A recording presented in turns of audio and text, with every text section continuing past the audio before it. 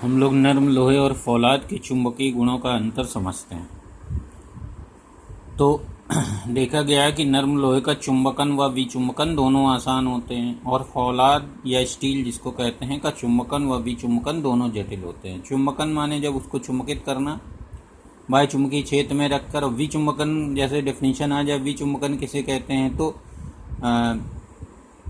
चुंबकीय पदार्थ के चुंबकत्व के गुण को समाप्त करना विचुंबकन कहलाता है। तो ये विचुंबकन हो जाता है। तो दोनों, इसका नर्म लोहे का आसान होता है, दोनों चीज़ें चुंबकन और विचुंबकन। स्टील के दोनों जटिल होते हैं, यानी दोनों कठिन होते हैं। अब यहाँ पर नर्म लोहे और फौलाद के लिए आई और एच के बीच सैथिल वक्र बनाए गए हैं। तो ये नर्म लोहे का है, पतला है, और ये फौलाद का है, थोड़ा सा मोटा वक्र है, और यह झुका हुआ अधिक है और यह कम झुका हुआ है। तो यहाँ पर हम लोगों ने सैथिल वक्र में देखा था कि ये जो वक्र का पोर्शन ये O से B तक है, ये नर्म लोहे के लिए ये कहलाता है धारणशीलता। तो नर्म लोहे की धारणशीलता अधिक होती, और यह जो पोर्शन OB डैश है, ये वाला इतना सा, वो फौलाद की धारणशीलता तो ये कम है। और यहाँ पर ये जो OC पार्ट है ये नर्म लोहे के लिए है, तो ये निग्राहिता कहलाता है। तो नर्म लोहे की निग्राहिता कम होती है और जो फौलाद की निग्राहिता होती है वह ज़्यादा होती है। तो इसको हमने यहाँ पर भी बना रखा है, दूसरा और भी पतला बना सकते हो तो यहाँ पर। तो देखो यहाँ से ग्राफ में जो ग्राफ में शो हो रहा है वही यहाँ पर हम लोग आगे लिख देंगे कि ग्राफ से स्पष्ट कि नर्म लोहे की धारणशीलता स्टील की धारणशीलता से अधिक होती है।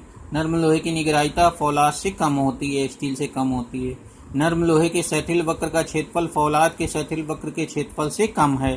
तो जब ये नर्म लोहे का सैथिल वक्र का क्षेत्रफल फौलाद से बहुत कम होता है, तो इसमें थोड़ा सा मैंने मोटा बना दिया है, थोड़ा और सा स्लिम बनाना चाहिए इसको, सैथिल वक्र को नर्म लोहे का, तो उसका क्षेत्रफल बहुत कम होता है। और ये जो क्षेत्रफल होता है नर्म लोहे उसका सैथिल वक्र का क्षेत्रफल, यह सैथिल हानि को प्रदर्शित करता है जो ऊष्मा के रूप में प्रकट होती है। तो यहाँ पर नर्म लोहे के चुंबकन व विचुंबकन में सैथिल हानि अर्थात चुंबकीय ऊर्जा ह्रास फौलाद से कम होता है।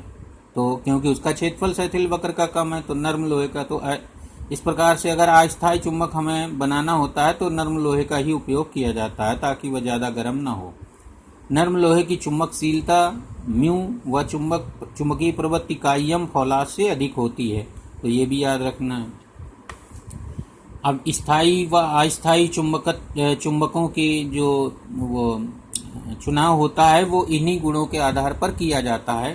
तो यहाँ पर याद रखना है, नर्म लोहे का चुंबकन व विचुंबकन दोनों आसान होते हैं, अतः अस्थायी चुंबक हमेशा नर्म लोहे के बनाए जाते हैं। तो अस्थायी चुंबक हमेशा नर्म लोहे का इस गुण के आधार पर कि चुंबकन व विचुंबकन उसका आसान है। अब यहाँ पर ये देखिए कि अर्थात अस्थायी चुंबक की धारणशीलता अधिक व निग्राहिता कम होती है। तो उन पदार्थों के अस्थायी चुंबक बनाए जाते हैं जिनकी धारणशीलता अधिक हो, यानी ये जो ग्राफ का OB पोर्शन है ये वाला, ये अधिक होना चाहिए, और ये जो OC है वो कम होना चाहिए।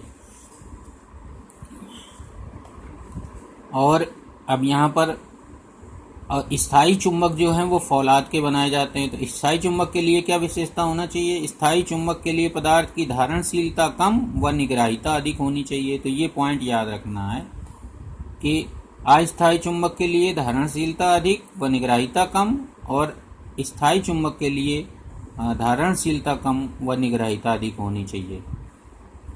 तो इस प्रकार हम लोग नर्म लोहे और फौलाद के चुंबकीय गुणों के आधार पर स्थायी व अस्थायी चुंबक का चयन करते हैं। जैसे ये जो ट्रांसफार्मर वगैरह होते हैं वो उनमें हमेशा नर्म लोहे का प्रयोग किया जाता है क्योंकि उसमें बार बार चुंबकन विचुंबकन होता रहता है। तो ये है इसमें।